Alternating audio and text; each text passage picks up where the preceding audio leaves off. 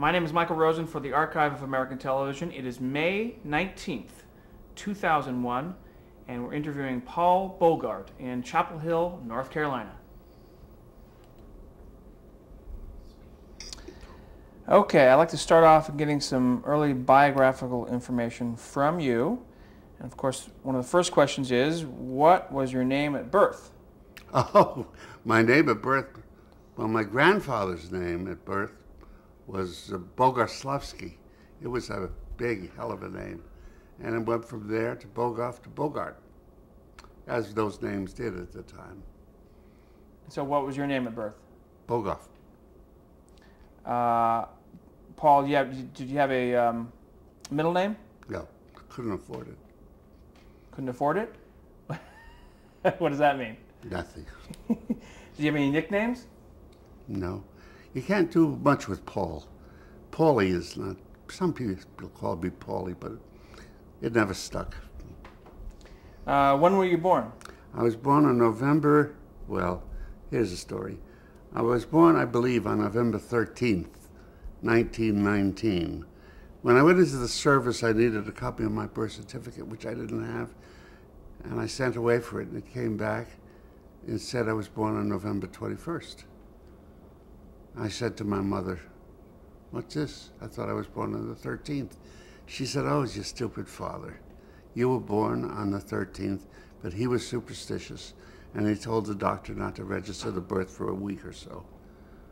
I said, okay. Next time I saw my father, I asked him, and he told me the same story, except he said, "It's your stupid mother. She was superstitious." But anyway, they both agreed that I was born on the 13th. So that's most of my important birth dates are registered under the 13th, and some of them under the 21st. I don't know. Which one do you celebrate? 13th through the 21st. That's 8 days of merriment. Very good. Where were you born? New York City, actually in Harlem, where all poor people went if they didn't go to the Lower East Side. They went to Harlem. I was only there, I guess I was taken out of there when I was less than a year old. But I was born on 116th Street and Lenox Avenue in Harlem, New York. Did you grow up in New York? Yes. All my years, until about 18 when I started moving around a little bit. So what was New York like growing up? Terrible. We were very poor. On the dole a lot of the time. My mother and father were separated. There were 4 kids. And so we struggled. We didn't have a telephone until I was about 16 or 17. And it was tough. So the Depression affected your family? Oh, yes, yes. What memories specifically do you remember about the Depression? Well, I remember my mother making dinner out of practically nothing.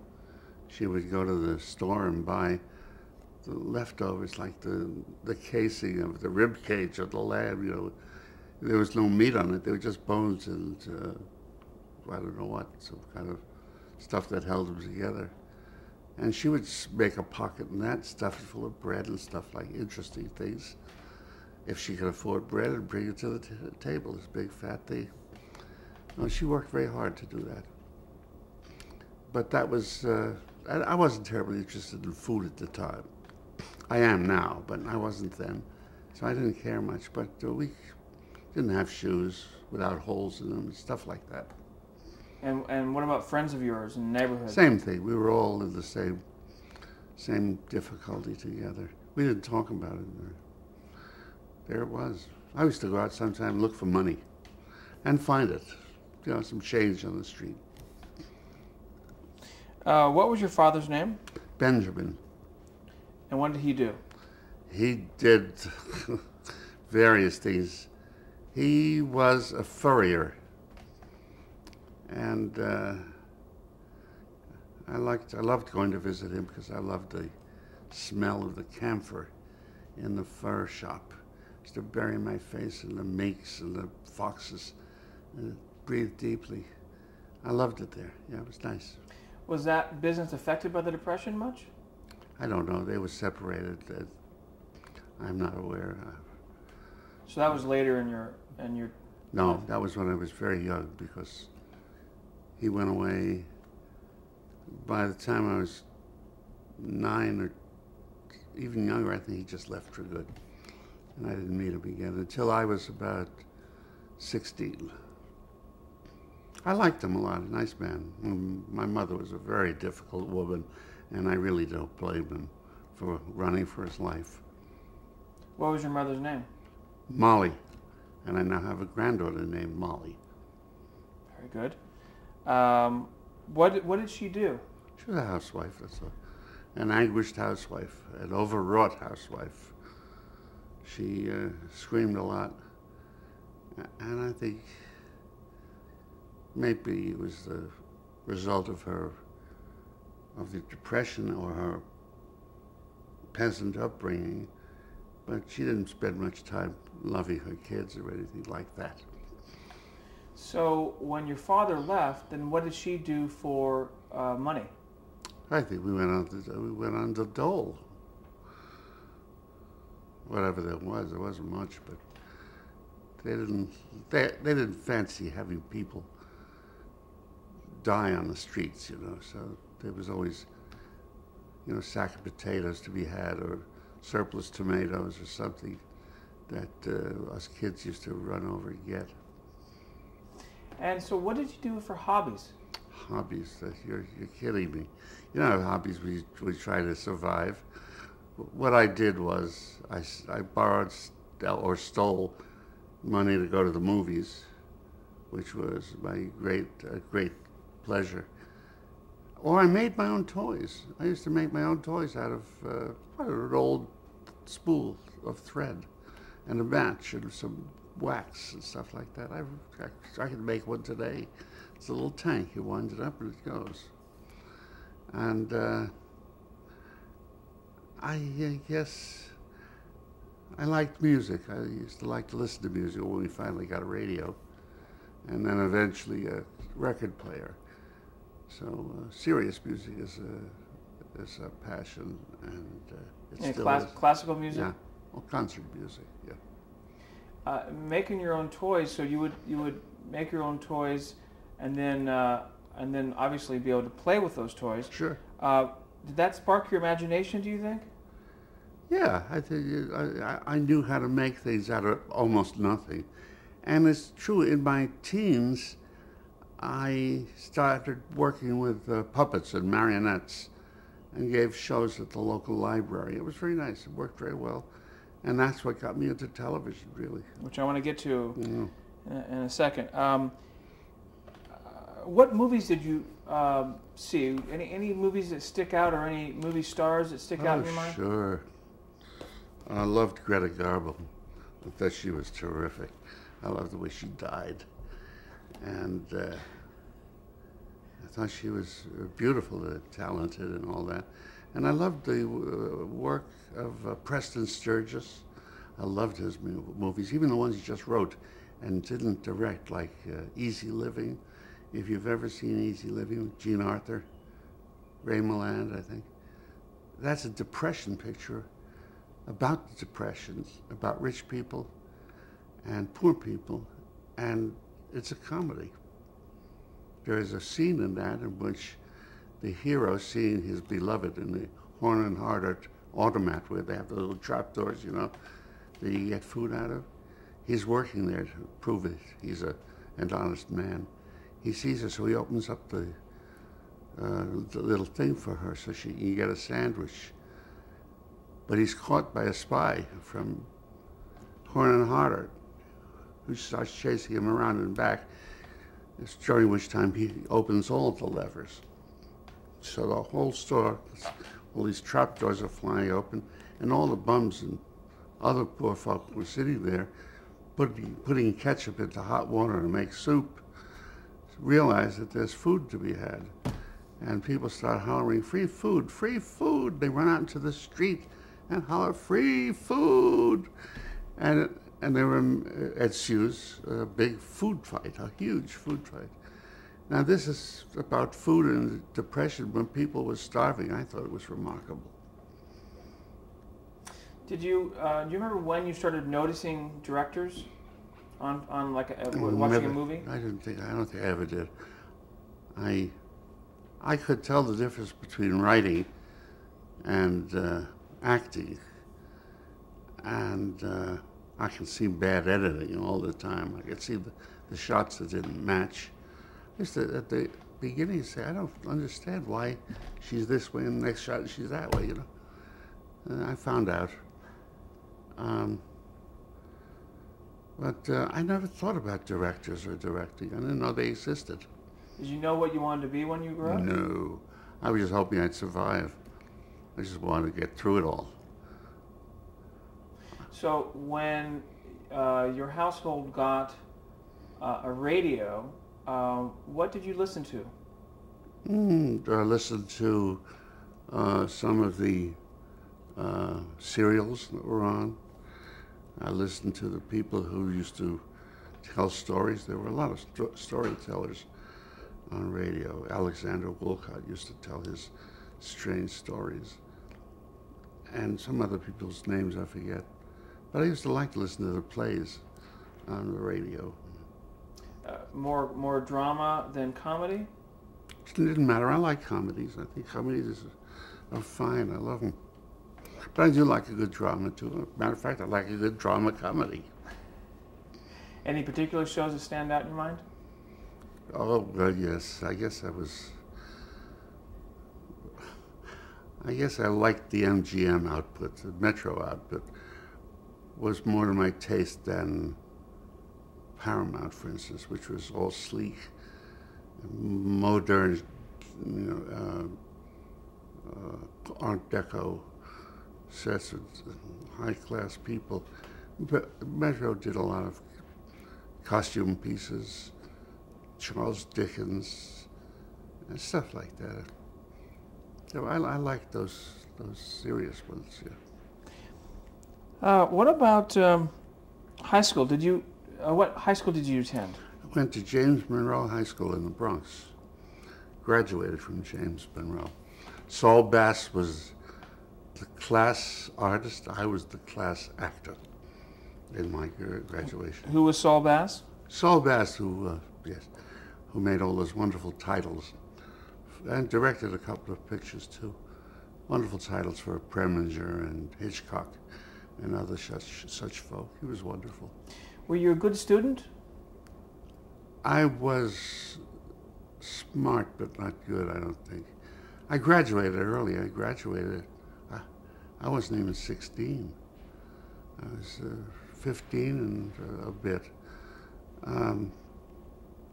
I was good at English and art and all that. Math had me buffaloed. And I was cool to science and all that, but I got through it. I never went to college, though. That was out of the question.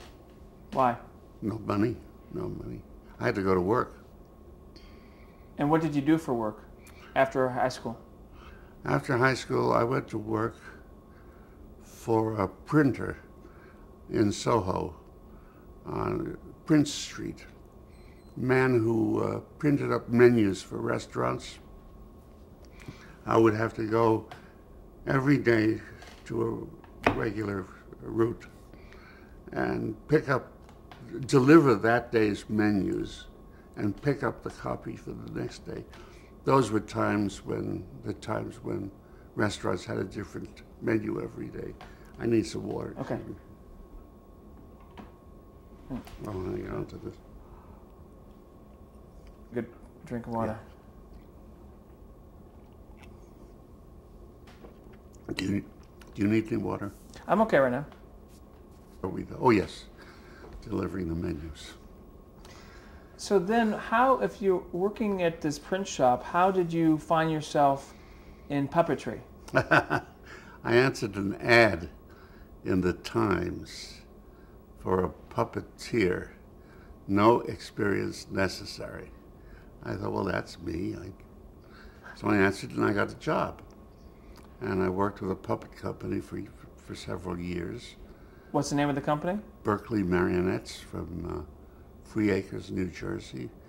We played in theaters, synagogues, churches, any place that wanted to hire us to raise money.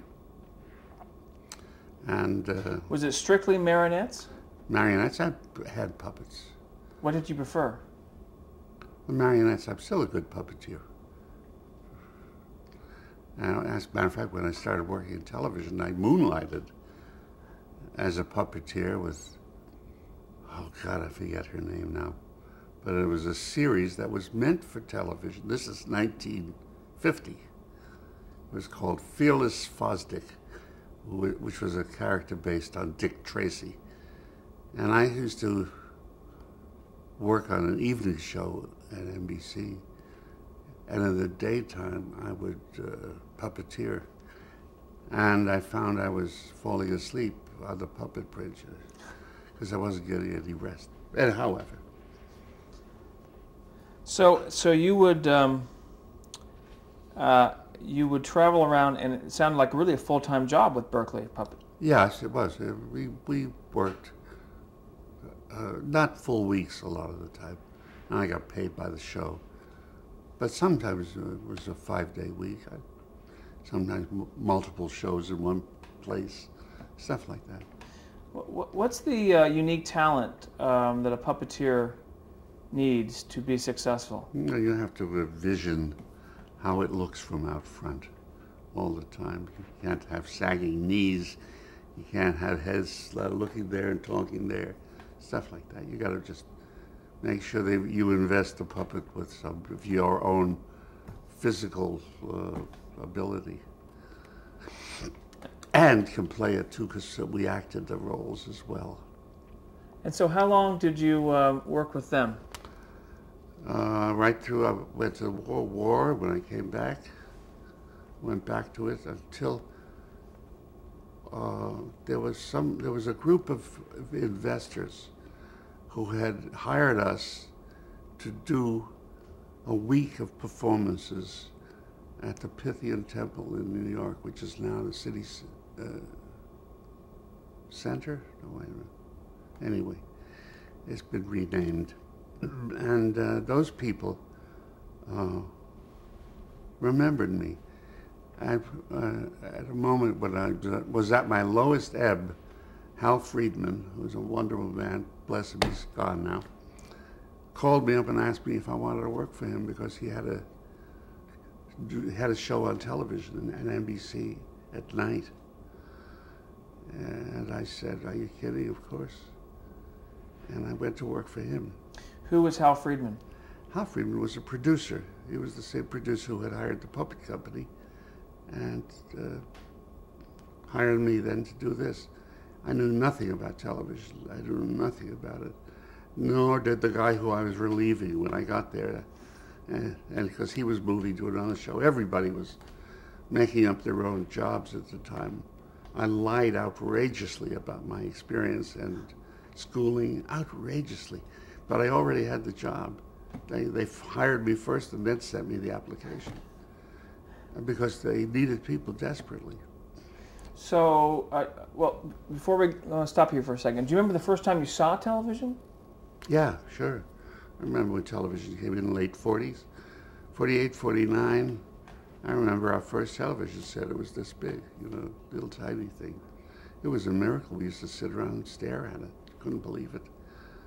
What were your first impressions of it? Oh, old movies, really old movies that had no copyright connected to them.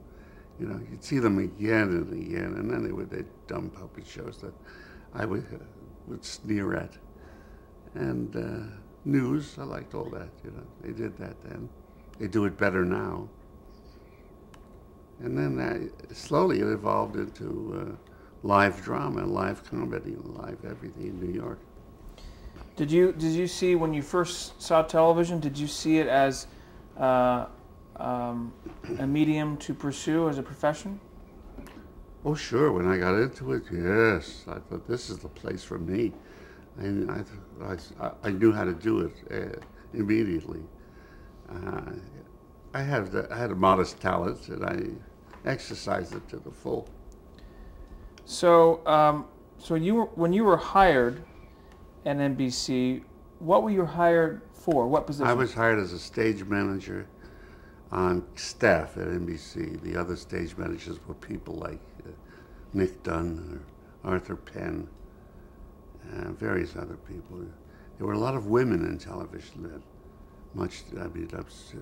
Until the men found out that they were good jobs, and they moved in there.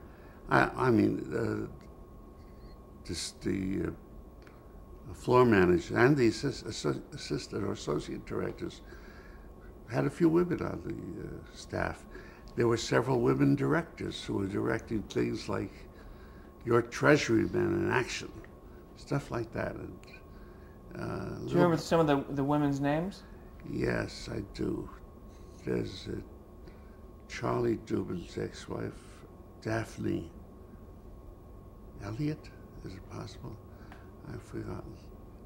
One of the Kennedys was a floor manager. I can't remember now. And from the Kennedy family? Yeah, yeah. I forget her name, which one it was. If someone who's never walked in those stages at NBC, how would you describe it to them? How would you describe the studios? Well, let's see. If it was an audience show, there was a theater type arrangement and a theater type stage, and a ramp for the central camera to move back and forth. The side cameras didn't usually have a ramp. They might have had a little riser at each end, so they had a little more room. But they were done pretty much in theater style. Now, if it wasn't an audience show, if it was, say, a half-hour comedy or half-hour dramatic show with multiple TV cameras, you had a studio, which at RCA, at NBC, they had two mediums. Well, there was the 6th floor and the 8th floor. The 6th floor had 4 studios, smallish. The 8th floor had a huge one with a studio they had built for Toscanini, which was floating, I was told. It floated, suspended, didn't absorb any of outside vibrations. And that was a big one. Your Hit Parade came out of there, and I did many live shows out of 8H. And across the hall there was HE, which was good but was smaller. And they were fun. They were great fun. What were your duties as a floor manager? Floor/stage manager, right? You did both. Yes, they now call it stage manager. At the time it was floor manager, but they want a little more dignity now, so it's a stage manager. You herded the cast around. You made sure they were there. You're like a stage manager. You relayed the instructions from the director over a headset to them. If you were on the air, If not, he spoke to them over the studio address system, and then you cued them when to start, and you timed them. You gave them timings. When to quit and all that. You had to figure out hand signals. I had no idea. I made them up. I mean, they'd say 1 minute, I knew it was that. They'd say 2 minutes, but then, let me put this down somewhere. Yeah. They said 2 minutes, I knew. They said 1 minute, I knew what to do. But 30 seconds, I figured out how to do this. And that was perfectly fine, everybody knew. And then I would count them down from 10, But I made that up. Everybody was making up his job at the time. The directors were making up their jobs. They were people who had some experience in radio or some minor experience on Broadway. But television was a mystery to everybody.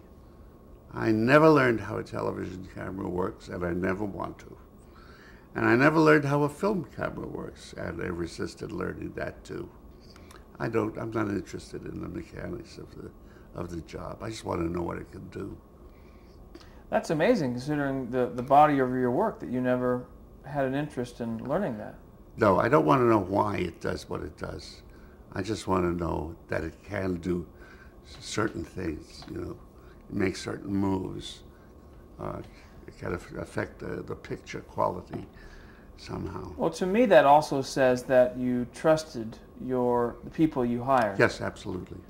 Also, I want to point this out. At NBC was run by NABIT, the engineering union, and they, I think, to preserve their jobs,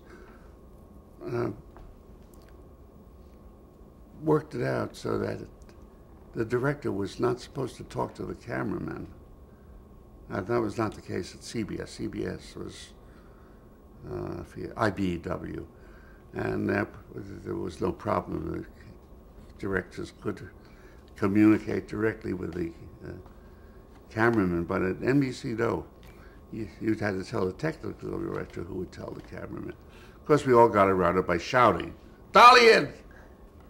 Faster, slower, turn right," so that they could hear you over the studios, the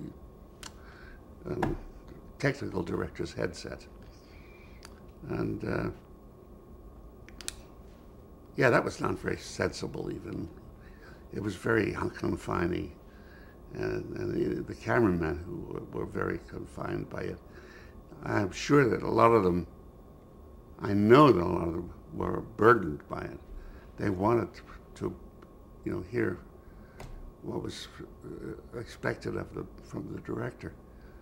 So eventually that broke down, but after my day there.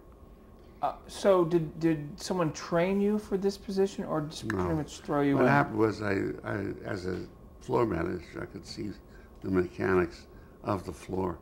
And then I was kicked up a notch to associate director, which meant then that I worked in the control room as the director's assistant. I learned how to time a show with a stopwatch. I mean, I could time down to half a second. I knew how to do that. And I was an assistant director on a show called One Man's Family. And the director, Ed Kahn, and the producer, Dick Clemmer, said that Eddie was going to take a vacation and I was going to direct the show while he was gone. I said, I don't know how to do that. They said, "Oh, please, don't bother us." And I want to pick that up right where we left off in the next tape.